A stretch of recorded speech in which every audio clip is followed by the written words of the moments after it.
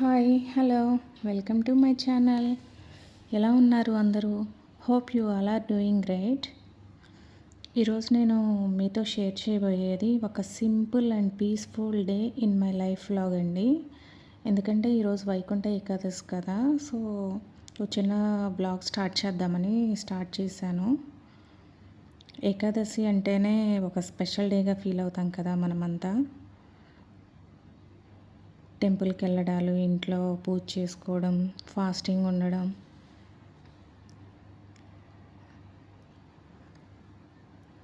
వైకుంఠ ఏకాదశి రోజు చాలామంది టెంపుల్కి వెళ్ళి ఉత్తర ద్వార దర్శనం చేసుకుంటారు కదండి.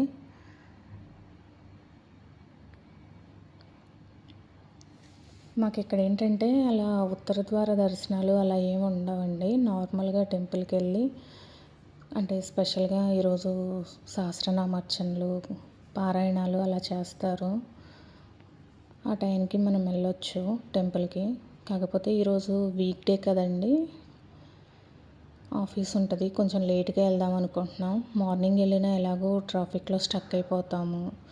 1 అవర్ మేము ఉంటున్న ప్లేస్ నుంచి మాకు టెంపుల్ 1 అవర్ పట్టిద్దండి జర్నీ. మార్నింగ్ ఎర్లీగా వెళ్దాం అనుకున్నాం, కానీ ఆఫీసులకు అందరూ వెళ్ళే టైం కూడా అదే. సో అందుకని కొంచెం లేట్గా వెళ్దాంలే అనుకున్నాం. ఇంకా ట్రాఫిక్లో 1 అవర్ వెళ్ళాల్సింది 2 అవర్స్ పైనే పట్టిద్ది వెళ్ళడానికి. సో అందుకే లేట్గా వెళ్దామని ఇంట్లో ప్రశాంతంగా పూజ చేసుకొని పిల్లలకి టిఫిన్ అది పెట్టుకొని ఇంకా వెళ్దాం అనుకున్నాము.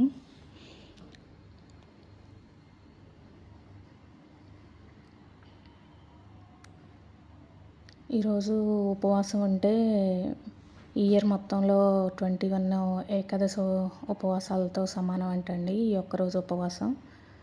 సో మీలో ఎవరైనా ఈరోజు ఫాస్టింగ్ ఉంటున్నారా? ఉంటే కింద కామెంట్లో చెప్పండి. చాలామంది చేస్తారు. ఎవ్రీ మంత్లో వచ్చే ఏకాదశికి కూడా చాలామంది ఫాస్టింగ్ ఉంటారు. నేనైతే చెయ్యనండి. ఏకాదశి కొంచెం స్ట్రిక్ట్గా చేయాలి అంటారు, చాలా నిష్టగా. కాకపోతే ఈరోజు అయితే మేము ఫాస్టింగ్ ఉంటున్నాము. మా హస్బెండ్ కూడా ఎలాగో ఇంట్లోనే ఉన్నారు కదా, తను ఉంటా అన్నారు. సో ఫాస్టింగ్ అయితే ఉందాం అనుకుంటున్నాము. పూజ చేసుకొని పిల్లలకి టిఫిన్ అయిన తర్వాత టెంపుల్కి వెళ్తామండి. ఇక్కడ దుబాయ్లో హిందూ టెంపుల్ అని ఉంది. బాగా చేస్తారు. మన తెలుగు అయ్యగారులు కూడా ఉంటారు అక్కడ. టికెట్ తీసుకుంటే అర్చన చేయించుకోవచ్చు మనం అక్కడ. 10 minutes పూజ చేస్తారు, మన పేరు మీద అర్చన చేస్తారు.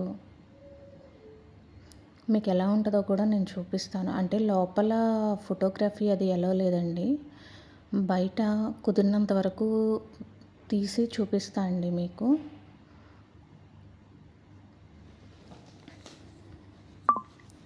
వన్ అవర్ జర్నీ అండి, పిల్లలతో హ్యాండిల్ చేయాలి 1 అవర్. ట్రాఫిక్ లేకపోతే బాగుండు అనుకున్నాము, కాకపోతే మరీ అంత ట్రాఫిక్ అయితే ఎక్కువేం లేదు. 1.5 hour పట్టిందండి వెళ్ళడానికి.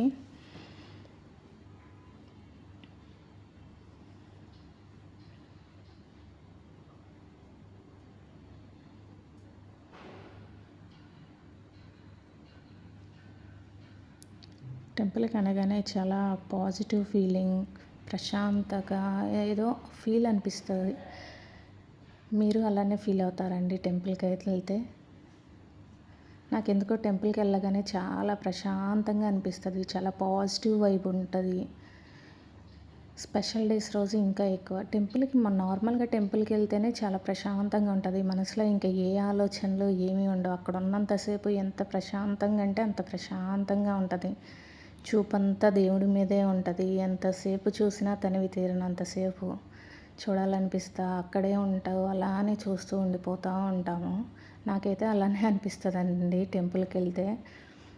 ఇంకెక్కువ ఎంతసేపు వీలైతే అంతసేపు ఉండాలి అన్నట్టు ఫీల్ వస్తుంది నాకు. టెంపుల్కి వెళ్తే చాలా పాజిటివ్గా అనిపిస్తుంది. ఆ డే అంతా ఎందుకు అలానే అనిపిస్తుంది. నేను చాలాసార్లు అబ్జర్వ్ చేశాను. నాకే అలా ఉంటుందా, అందరికీ అలానే ఉంటుందో నాకు తెలియదు.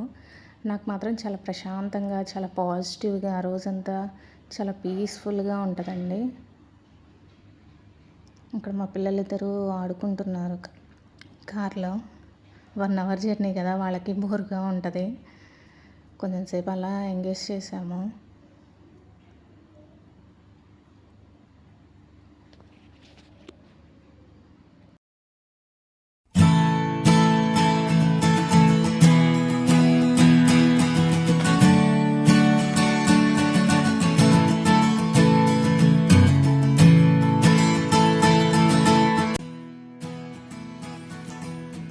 ఇదేనండి దుబాయ్లోని హిందూ టెంపుల్.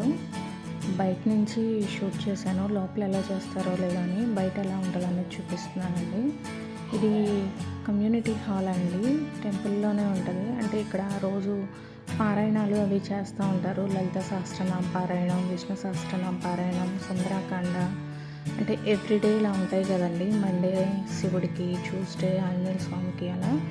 సో ఎవ్రీడే ఏదో ఒకటి చేస్తూనే ఉంటారండి. ఇలా ఉత్సవమూర్తి విగ్రహాలను తీసుకొచ్చి ఇక్కడ పారాయణం, పూలతోటి అర్చన ఇలా చేస్తూ ఉంటారండి కమ్యూనిటీ హాల్లో. ఇది మేము టెంపుల్లో లోపల అలో చేయలేదండి, ఫొటోస్ వీడియోస్ బయటకు వచ్చేటప్పుడు ఇలా తీసాను. ఇది బయటకు వచ్చామండి, టెంపుల్ నుంచి బయటకు వచ్చిన తర్వాత